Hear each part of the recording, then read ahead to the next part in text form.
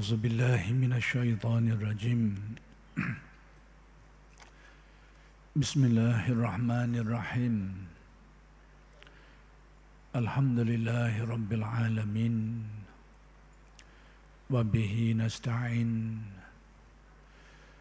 اللهم صل على سيدنا محمد النبي الأمي وعلى آله وصحبه وسلم رب اشرح لي صدري ويسر لي أمري واحلل عقدة من لساني يفقه قولي ولا حول ولا قوة إلا بالله العلي العظيم إلهي أنت مقصودي ورضاك مطلوبي أعطني محبتك ومعرفتك. Assalamualaikum warahmatullahi wabarakatuh. Alhamdulillah wa syukurillah wassalatu wassalamu ala rasulillah amma ba'du. Muslimin muslimat yang muliakan, kita sedang berada pada permulaan Ramadan Al-Mubarak, bulan yang sangat mulia, bulan yang dicita-citakan dan diinginkan oleh orang soleh. Kalau kita perhatikan sikap golongan salihin yang terdahulu, mereka ini bila dekatnya menjelang Ramadan, mereka sudah merasakan kehangatannya. Mereka sudah pun merasakan keinginannya untuk menghadapi Ramadan.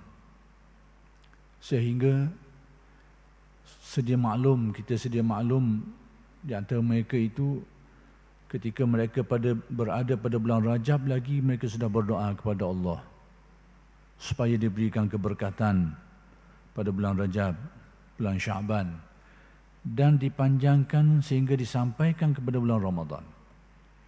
Demikianlah sikap para salihin yang terdahulu.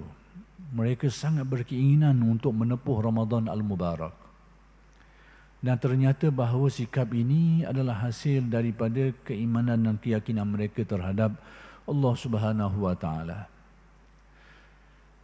Berarti berkemungkinan juga pada setengah golongan di antara kita mungkin akan merasa keberatan untuk menghadapi Ramadan Al-Mubarak ini. Merasa keberitan, merasa kesukaran dan sebagainya. Mungkin kadang-kadang timbul juga perasaan ini.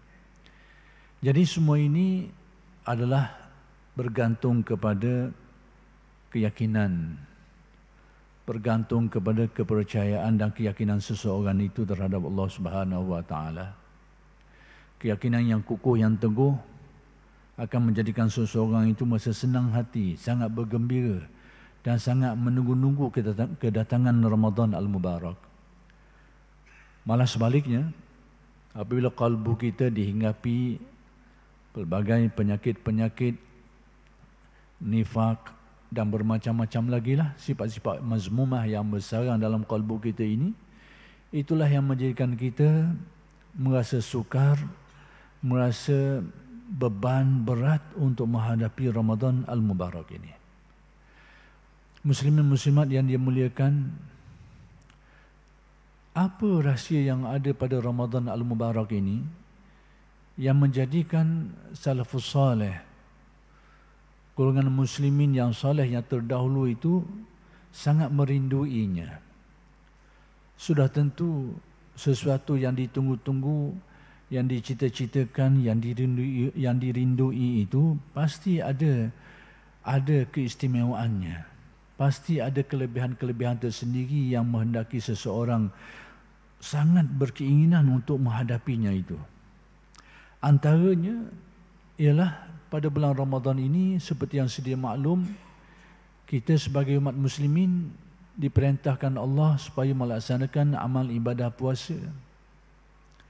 Amal ibadah yang kalau kita lihat dari segi pelaksanaannya itu memang adanya unsur-unsur yang menekan nafsu kita, yang membebankan nafsu kita, yang menyusahkan nafsu kita, yaitu kita dihalang daripada makan dan minum, berkedudukan dan juga perkara-perkara lain yang boleh membatalkannya.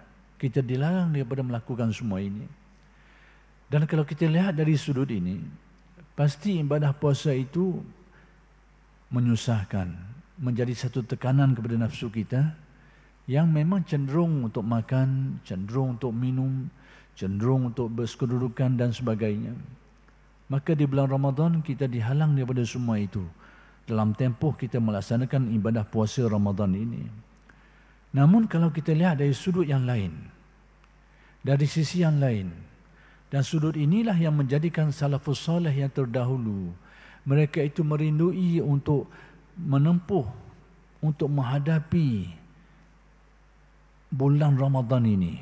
Maka sudut-sudut inilah yang sepatutnya kita bersama-sama untuk kita kongsi.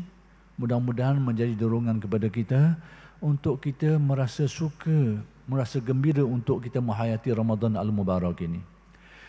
Maka di antara sudut itu ialah nilai amal ibadah puasa itu sendiri. Kalau kita lihat dari sudut nilaian ibadah puasa ini, kita dapat lihat di dalam apa yang dijelaskan di dalam hadis Nabi sallallahu alaihi wasallam. Apa yang dijelaskan di dalam hadis Qudsi. Allah berfirman, setiap amalan manusia itu, kullu amal ibni Adam lahu illa siyam. Setiap amalan manusia itu adalah untuknya, yakni dinisbahkan kepada manusia itu sendiri sebagai orang yang melaksanakannya.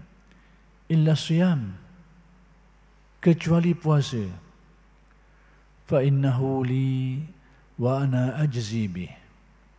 Sesungguhnya puasa itu adalah untukku dan akulah yang akan membalasnya. Akulah yang akan memberikan balasan ganjaran terhadap amalan tersebut itu. Apa erti semua ini? Pertama sekali, amalan-amalan manusia ini dinisbahkan kepada manusia itu sendiri sebagai orang yang melaksanakannya, kecuali puasa.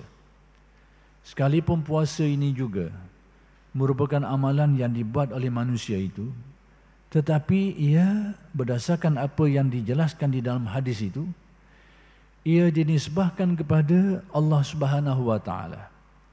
Para ulama menjelaskan penisbahan ini menunjukkan kepada kemuliaan, litashrif, untuk menyatakan kemuliaan amal ibadat puasa ini, sehingga ia dinisbahkan kepada Allah Subhanahu wa taala.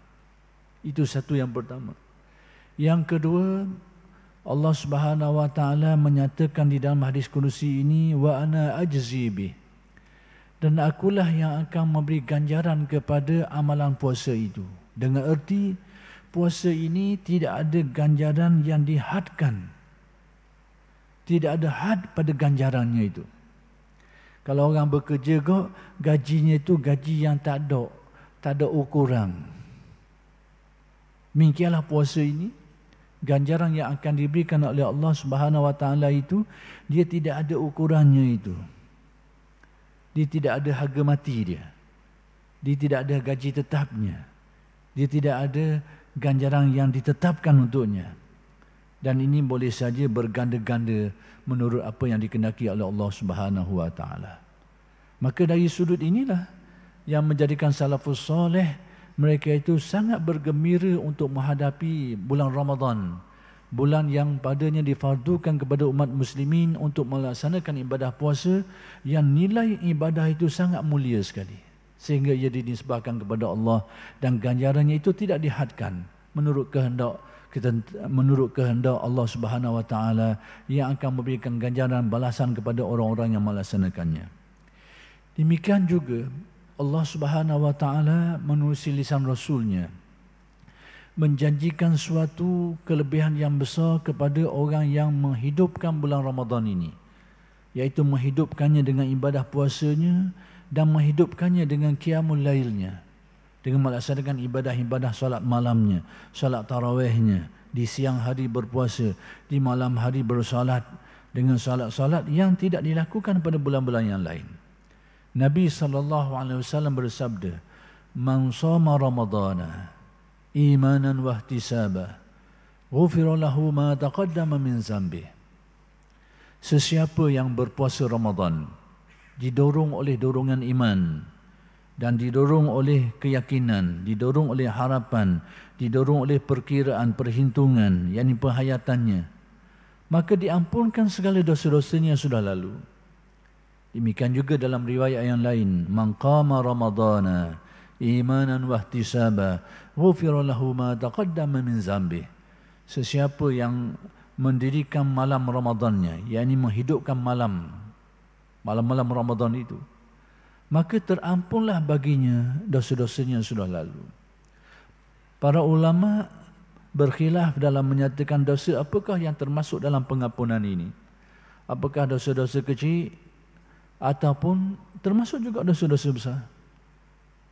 Seperti yang saya nyatakan tadi, ulama berkhilaf dalam perkara ini. Ada di antara mereka menyatakan termasuk semuanya, dosa kecil dan juga dosa-dosa besar. Sekalipun ada di antara segolongan mereka itu yang menyatakan dia hanya melibatkan dosa-dosa kecil saja. Maka terserahlah. Yang penting orang-orang yang menghidupkan bulan Ramadan dengan ibadah puasanya dan dengan malam, dihidupkan malamnya dengan solat dan sebagainya itu, dia dijanjikan Allah Subhanahu Wa Taala dengan pengampunan, dengan harapan mudah-mudahan mencakupi segala dosanya, sama ada dosa kecil ataupun dosa besar. Muslimin muslimat yang dimuliakan, ini juga merupakan antara sudutnya kenapa salafus soleh sangat merindui bulan Ramadan ini, kerana kelebihan-kelebihan ini. Selain itu, antara ciri khas yang ada pada bulan Ramadan ini yang tidak berlaku pada bulan-bulan yang lain, iaitu penghalang yang menghalang seseorang daripada ibadah itu menjadi terbatas. Ada dua penghalang besar yang menghalang dan mengganggu ibadah kita. Pertama sekali, nafsu yang buruk, yang mendorong, yang cenderung kepada keburukan dan kejahatan. Seperti yang difirmankan Allah di dalam Al-Quran, innan nafsa la'ammaratun bisu.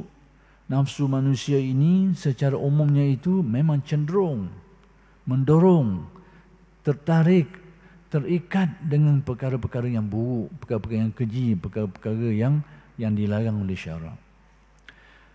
Yang kedua, yang menghalang manusia daripada ibadah ini adalah setan, yang merupakan makhluk ciptaan Allah yang diciptakan memang ditetapkan pengganggu kepada manusia ini, mengganggu ibadah manusia. Gangguan yang sangat jelas, yang sangat ketara, yang tidak ada kesudahannya selagi manusia masih hidup. Allah berfirman mengenai syaitan ini, innahu lakum aduwwum mubin. Sesungguhnya syaitan itu adalah musuhmu yang sangat jelas, yang sangat ketara. Jadi dua inilah yang selalu mengganggu ibadah manusia sehingga tidak terlaksana. Yang terlaksana ibadahnya itu diganggu lagi sehingga tidak sempurna. Yang terlaksana ibadahnya sekalipun tidak sempurna, diganggu lagi sehingga tidak diterima. Demikianlah dua makhluk ini, nafsu yang bersarang dalam diri manusia dan setan yang diciptakan Allah, yang berkemampuan mendekati manusia dan memasuki diri manusia menerusi saluran pembuluh darahnya itu. Dua makhluk ini sentiasa mengganggu manusia. Maka di bulan Ramadan kita telah diberitahu oleh As-Sadiqul Masduq Nabi Muhammad sallallahu alaihi wasallam bahawa Nabi menjelaskan apabila datangnya Ramadan ini, futihat abwabul jannah wa ughliqat abwabun nar wa sufidatish syayatin. Bila masuk saja bulan Ramadan, pintu-pintu syurga dibuka, pintu neraka ditutup dan syaitan-syaitan itu dibelenggu. Apa arti semua ini? Yakni bila masuknya bulan Ramadan, dibuka pintu syurga dengan erti amalan-amalan yang mendorong manusia, yang menjadi sebab manusia itu, yang menyumbang kepada manusia mendapat ganjaran syurga itu terbuka luas. Demikian juga perkara-perkara amalan-amalan yang menyumbang manusia kepada pembalasan neraka itu agak sempit dan tertutup. Kemudian Nabi menjelaskan wasufidatish syayatin, dan syaitan itu dibelenggu, diikat. Artinya syaitan ini tidak berfungsi. Kerja aslinya itu menyesatkan manusia, mengganggu manusia dari seluruh aspek kehidupannya. Dengan segala cara, dengan segala teknik, dengan segala kepakaran. Itu memang tugasannya, itu memang kerjanya. Semua fungsi-fungsi ini terhenti di bulan Ramadan. Berarti orang yang beriman ini mempunyai motivasi yang kuat untuk beribadah. Dan kurangnya gangguan. Kalau ada pun pada waktu itu gangguan terutamanya daripada nafsunya sendiri. Ataupun dari kalangan manusia-manusia yang sudah pun terpengaruh dengan pengaruh-pengaruh kesaitanan ini dan menghalang manusia daripada ibadah. Jadi penghalang besarnya itu sudah tidak berfungsi kerana dijelaskan dalam hadis. Sekalipun ulama berkhilaf dalam menyatakan setan-setan itu dibelenggu apakah melibatkan kesemuanya atau hanya melibatkan kepala-kepalanya sahaja, maka itu menjadi khilaf di antara ulama. Yang penting bahawa mereka ini dihalang daripada fungsi utamanya itu. Maka dari sudut ini jugalah yang menjadikan salafus salih, mereka itu sangat berkeinginan, sangat rindu untuk menghadapi bulan Ramadan kerana mereka mendapati pada bulan ini ruang untuk mereka mengabdikan diri kepada Allah itu terbuka luas. Dan yang mengganggu, yang menghalangnya itu agak sempit, agak kurang. Sehingga ibadah mereka ini menjadi lebih baik, menjadi lebih teratur, lebih terurus dan lebih bersih untuk mereka hadapkan kepada Allah Subhanahu wa taala.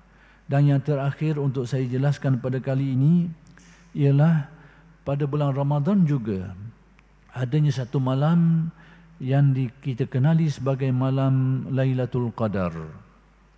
Malam yang dinyatakan kelebihannya oleh Allah di dalam Al-Quran.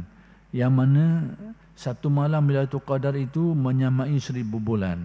Yang kalau kita kira puluhan tahun. Jadi kita ini sebagai umat manusia, bukan saja umat Nabi Muhammad yang umurnya pendek, yang Nabi kata a'maru ummati baina sitin wa sab'in, antara 60 hingga 70 je umur kita ni. Itu ghalib. Hak lebih tu banyak ekstra dah, banyak bonus dah tu. Jadi umur ghalib ni antara 60 tahun lebih begitu je. Itu umur umat Nabi Muhammad. Berbeza dengan umat yang terdahulu, umat Nabi Nuh 1000 tahun, ribuan tahun. Dan kita sangat pendek umurnya. Bukan sekadar umurnya yang pendek, tetapi amalannya pun kurang. Keburukannya pun banyak, kejahatan bersambung-sambung, bertindang-tindang, banyak kesilapan, banyak kekurangan, kebaikan kurang, amal soleh kurang. Itu sifat kita. Jadi salah satu kelebihan yang dikurniakan Allah kepada kita ada pada bulan Ramadan, iaitu pada malam Lailatul Qadar. Sekalipun tidak ditetapkan, tidak dinyatakan secara jelas bila waktu Lailatul Qadar ini, tetapi diberikan spesifiknya pada 10 hari terakhir bulan Ramadan. Dan di dalam hadis yang lain dispesifik lagi pada malam-malam yang ganjil pada 10 hari terakhir Ramadan. Jadi sempit dan ruang kita untuk mencarinya itu, kita lebih berkemampuan untuk mencarinya. Apa yang jelas adalah nilaiannya. Satu malam itu digandakan dengan 1000 bulan. Jadi kita yang umur pendek ini, yang banyak kekurangan, banyak kelemahan, yang kurang amal ini, maka itulah kesempatan kita untuk menampung kekurangan-kekurangan kita. Dosa kita yang banyak, kesilapan kita yang banyak. Mudah-mudahan di malam itu kebaikan kita yang kita lakukan itu digandakan Allah. Istighfar kita mustajab, doa kita diperkenankan mudah-mudahan. Maka demikianlah, dan banyak lagi lah elemen-elemen lain yang menjadi keistimewaan Ramadan ini. Yang elemen-elemen inilah yang menjadikan salafus salih, mereka itu bersikap sangat merindui untuk menghadapi Ramadan. Dan apabila berakhirnya Ramadan, mereka menghadapinya dengan penuh kesedihan dan penuh harapan supaya dipanjangkan umur untuk disampaikan pada bulan Ramadan pada tahun-tahun selanjutnya. Mudah-mudahan Allah Subhanahu wa taala menjadikan kita, memberikan hidayah kepada kita dan memberikan kekuatan kepada kita untuk kita sama-sama menghayati Ramadan Al-Mubarak ini. Mudah-mudahan Ramadan Al-Mubarak pada tahun ini lebih bererti untuk kita, bahkan untuk pada tahun-tahun yang akan datang.